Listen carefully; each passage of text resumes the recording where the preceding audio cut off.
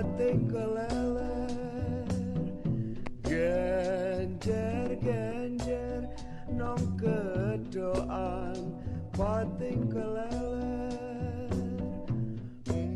mae tole teko-teko mu putih genjer, mae tole teko-teko mu putih genjer, oleh sak tenong mungkur sedot sing tole-tole. Anak-anakku sekalian yang dirahmati Allah Subhanahu wa taala, bagaimana kabar kalian? Baik-baik saja tentunya.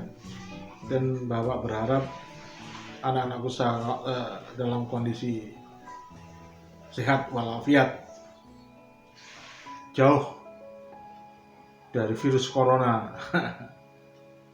Semoga tidak ada yang terjangkit oleh virus corona ini, asalkan anak-anakku sekalian disiplin menjaga kesehatan dengan menjalankan protokol kesehatan yang dikenal dengan protokol COVID.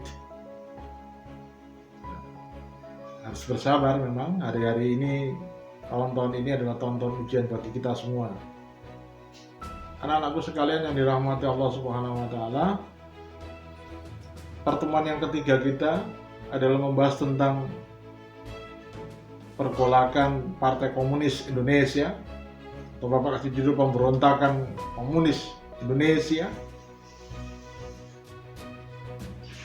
Ini adalah juga bagian dari konflik ideologi.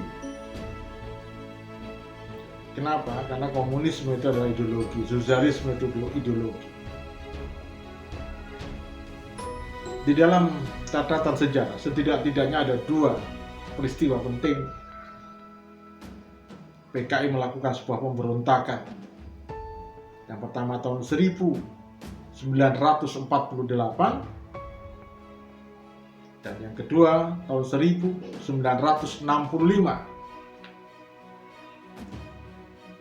Sebenarnya ada satu lagi, yaitu tahun 1917.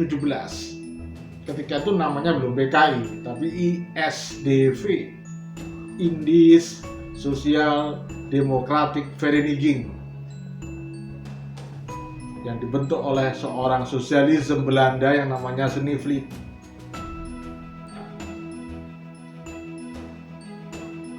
Bahasan kita hari ini hanya dua, yaitu tahun 48 peristiwa Madiun dan tahun 65 dikenal dengan peristiwa G30S PKI. Anak-anakku sekalian, peristiwa PKI Madiun 1948 hampir mempunyai cerita yang sama dengan DITII, yaitu kegagalan pemerintah di dalam perjanjian Renville yang dianggap tidak menguntungkan bagi bangsa Indonesia. Di dalam perkembangannya ada beberapa latar belakang yang menyebabkan peristiwa Madiun ini. Yang pertama perjanjian Renville, yang kedua pembentukan FDR, Front Demokratik Rakyat, lalu muncul doktrin baru yang dibawa oleh Musso, dan rasionalisasi kabinet yang dilakukan oleh Hatta. Mari kita bahas satu persatu dulu. Yang pertama adalah perjanjian Renville. Salah satu hal yang paling utama terjadinya pemberontakan di Madiun, karena dalam perjanjian tersebut Indonesia sangat dirugikan. Belanda menjadi pihak yang sangat diuntungkan di dalam perjanjian tersebut. Dan kebetulan pada peristiwa perjanjian Renville ini, yang menjalankan pemerintahan ini adalah Amir Syarifuddin, atau dikenal dengan Kabinet Amir. karena peristiwa yang dianggap pemerintah pusat tidak becus atau gagal di dalam renvil ini, maka kabinet Amir Syarifuddin ini dibubarkan atau dimosi tidak percaya oleh sebagian orang. Maka pada waktu itu kabinet Amir Syarifuddin dia dibubarkan, lalu diganti oleh Hatta pada waktu itu. Rupanya Perdana Menteri Amir Syarifuddin ini kecewa terhadap keputusan politik Soekarno yang memecat dalam tanda petik beliau. Lalu Amir Syarifuddin menggalang kekuatan dengan membentuk yang namanya FDR tadi, Front Demokratik Rakyat. Dengan apa? Mendekati orang-orang kiri, mendekati orang-orang yang berpaham sosialis komunis. Nah, ada beberapa partai di dalam FDR itu. Salah satunya ada PKI. Ada PKI di dalamnya. Nah, dalam perjalanannya ketika Amir Syarifuddin membentuk Front Demokratik Rakyat dan PKI masuk di dalam FDR, maka berjumpalah dengan Musso pada waktu itu.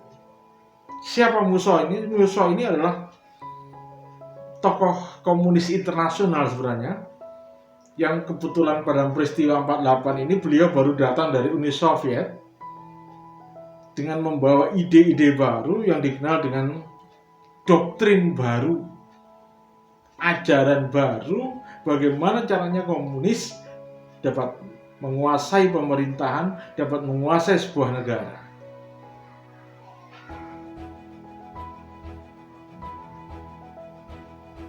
Ini anak-anak sekalian. Jadi bertemu antara Amir Syarifuddin dan Musso memiliki gagasan-gagasan baru tentang bagaimana cara dari Partai Komunis harus menang. Caranya bagaimana? Agitasi, perlawanan. Kalau dulu sebelum Musso datang, komunis bagaimana? Kolaborasi dengan pemerintahan, ikut di dalam pemerintahan. Tetapi ketika Musso datang, cara yang dilakukan Musso hanya satu: melawan pemerintahan yang dianggap tidak sesuai dengan pemikiran dan ideologi sosialis. Dan Soekarno dianggap gagal, maka Soekarno harus dilawan. Itu yang ada di benak Musso pada waktu itu. Nah, sudah. Amir yang kecewa dengan pemerintahan yang dipecat, Musso dengan ide-ide baru, yang segar, yang ingin juga menghancurkan atau merebut, menguasai pemerintahan. Sudah ketemu. Lalu sebab berikutnya adalah rasionalisasi kabinet Hatta. Loh, kenapa ini rasionalisasi kabinet Hatta? Pada waktu itu kabinet Hatta ada 3 program yang dikenal dengan rasionalisasi Hatta. Yang pertama adalah pembubaran dari pemegang pimpinan TNI beserta gabungan angkatan perang. Pembubaran dari pemegang pimpinan TNI, maksudnya bagaimana ini? Maksudnya ada pengurangan anggota pasukan. Karena kita ketahui periode 45, 47, 48, orang-orang yang tergabung di dalam ketentaraan itu belum tentu semuanya orang-orang yang dididik, disiapkan menjadi tentara, tapi adalah orang-orang yang ingin berjuang, yang latar belakangnya macam-macam. Nah, orang-orang yang memiliki latar belakang non militer inilah yang akan maunya sama Pak Hatta untuk direhatkan istilahnya, karena pemerintah sudah tidak cukup dana untuk menggaji tentara.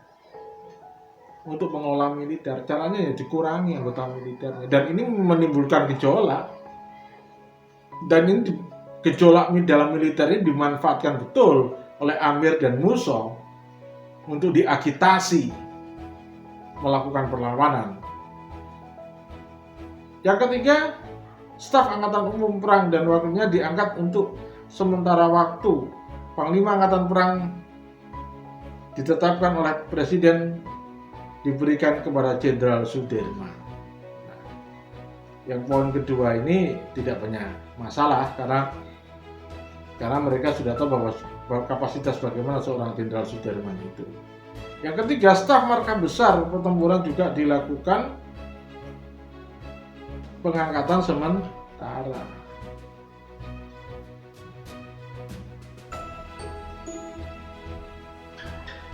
Ini adalah rasionalisasi di bidang kemiliteran yang dianggap menjadi poin penting kenapa orang-orang di sebagian di tentara mudah diagitasi oleh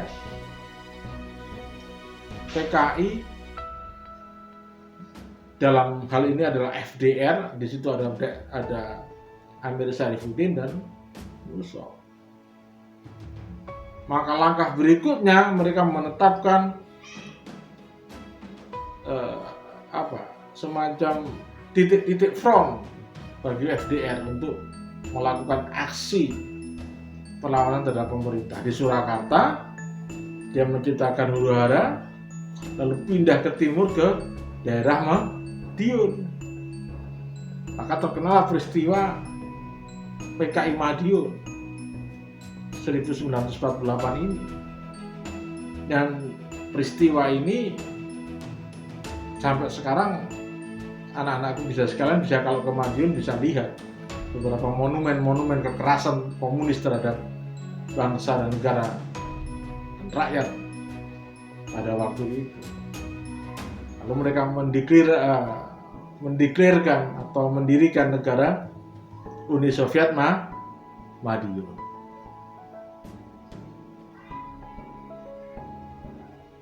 Dalam peristiwa 48 ini tidak hanya sekedar rakyat biasa yang juga menjadi korbannya. Bahkan Gubernur Jawa Timur ini juga menjadi korban dari kebiadaban komunis. Oke, anak-anakku sekalian, kalau ada yang tahu siapakah nama Gubernur Jawa Timur ini yang menjadi korban kebiadaban dari PKI. Kalau anak-anak jalan ke Yogyakarta di sebuah kabupaten perbatasan yang namanya Ngawi, itu ada monumen sebelah kiri jalan. Siapa ya? Ada yang tahu nggak? Ya, betul. Gubernur Suryo. Ada monumen Gubernur Suryo sebelah kiri jalan. Disitulah Gubernur Suryo ditangkap oleh PKI dan dipotong lehernya. Ada dua yang dibunuh pada waktu itu. Gubernur Suryo pada waktu itu sedang rombongan naik mobil. Di tengah-tengah jalan dicegat, disuruh keluar dan dibantai. Jadi bantai di situ, dibunuh di situ. Ada Gubernur Suryo, ada Dr. Muwardi. Ini adalah orang-orang yang dibunuh oleh keganasan komunis pada waktu itu. Dan setelah membunuh, lari ke arah Cepu.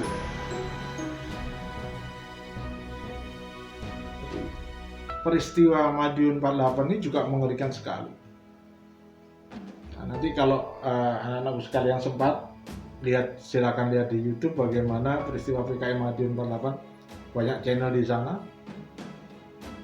Peristiwanya bagaimana banyak orang memaparkan keganasan dari PKI Madiun. Tapi intinya Bapak hanya menyampaikan bahwa PKI Madiun disebabkan oleh kegagalan perjanjian Renville yang mengakibatkan Perdana Menteri Amir Syarifuddin diturunkan jabatannya atau dicopot. Lalu yang berikutnya adalah Amir Syarifuddin membentuk front yang namanya Front Demokratik Rakyat.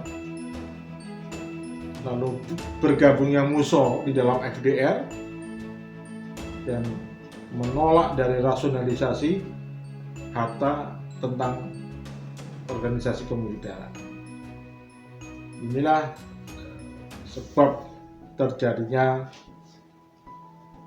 peristiwa PKI Madiun 1948.